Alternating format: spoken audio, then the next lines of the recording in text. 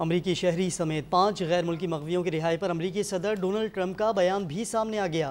امریکی صدر کہتے ہیں کہ حکومت پاکستان کا تعاون امریکہ کے خطے میں سیکیورٹی فراہم کرنے سے متعلق امریکہ کی ڈو مور کی خواہش کا عکاس ہے۔ امریکی شہری سمیت 5 غیر ملکی مغویوں کی رہائی پر امریکی صدر ڈونلڈ ٹرمپ کا بیان سامنے آ گیا ہے۔ امریکی صدر یہ کہتے ہیں کہ حکومت پاکستان کا تعاون امریکہ کے خطے میں سیکیورٹی فراہم کرنے سے متعلق امریکہ کی ڈو مور کی خواہش کا عکاس ہے۔ ہمارے ساتھ موجود ہیں لائن پر ڈان نیوز کے نمائندے نوید صدیقی، ان سے مزید بات کریں گے۔ نوید، اب بتائیے گا یہ عمل کس حد تک خوش آئند ہے؟ امریکی صدر ڈونلڈ ٹرمپ کا کیا کہنا تھا؟